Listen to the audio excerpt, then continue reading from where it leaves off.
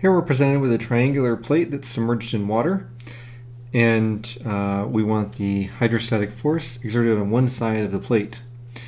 The plate is triangular. It's got a height of 5 feet and a length of 10 feet, and the top of the plate is 2 feet deep into the water.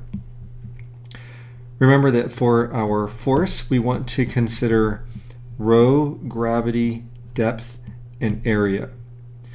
Since our units here are in feet, rho and gravity are going to be 62.5.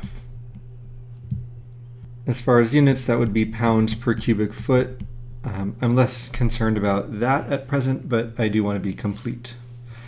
As for the depth, we need to consider the depth of a strip, a horizontal strip, and we're going to say that that horizontal strip has a width that is delta y.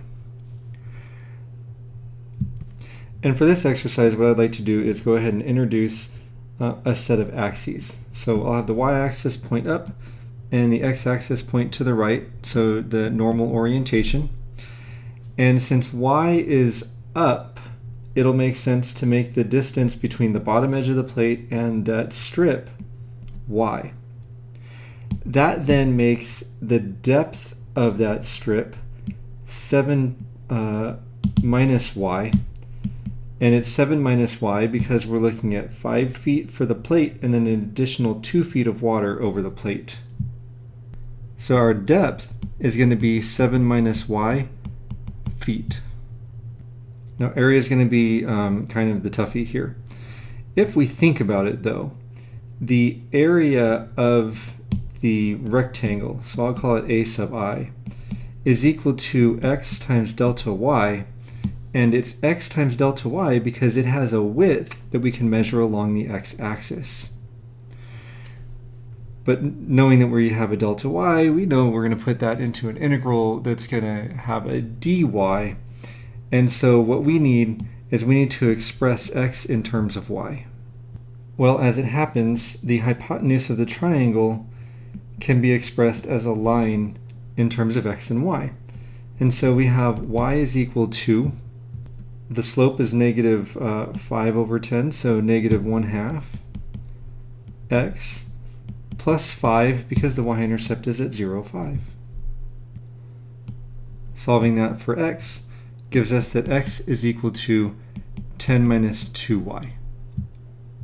So the area is going to be 10 minus 2y times delta y square feet.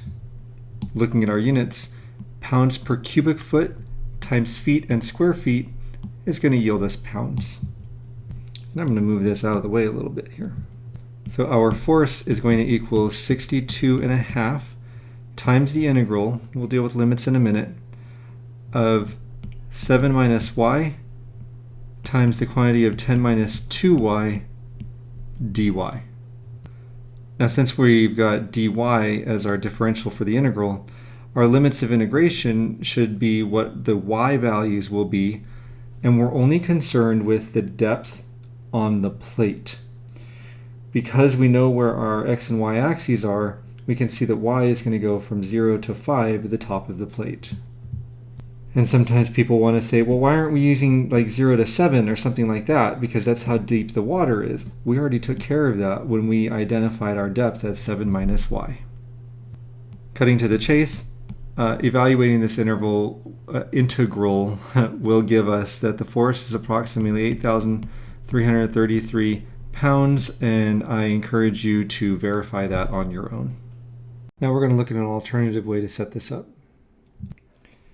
We could, if we wanted to, have decided that down was positive for y, and we could have set the x-axis at the water level. This leads to several other changes.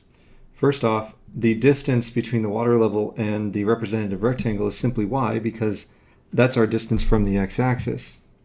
Our expression for the line is also affected. We have a coordinate system that's been literally turned upside down because down is positive. So instead of coming up with a y equals mx plus b equation, we're going to take the large triangle, which is the plate, and has base 10 and height 5. And then consider also the triangle formed with the bottom edge that has our representative rectangle.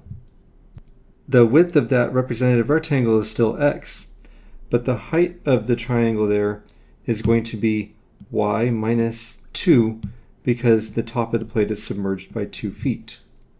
And these similar triangles yield us that 10 over 5 is then equal to x over y minus 2. This gives us a relationship between x and y, which we need because we have to express the width of, or the length I should say, of the representative rectangle by using y and not x. Now the width of it is actually still delta y. Cross multiplying the equation we got from using similar triangles, we get that x is equal to 2y minus 4. So the force will then be 62.5 times the integral of 2y minus 4 times y dy. And what we have here is the 62.5 is rho gravity, the depth is y, and then the area is 2y minus 4 times dy for that strip. As far as the limits on y, we can see that for the plate, y goes from 2 to 7. And so those are going to be the limits of integration. And I leave it to you, again, to verify that we do indeed get the same answer using this setup.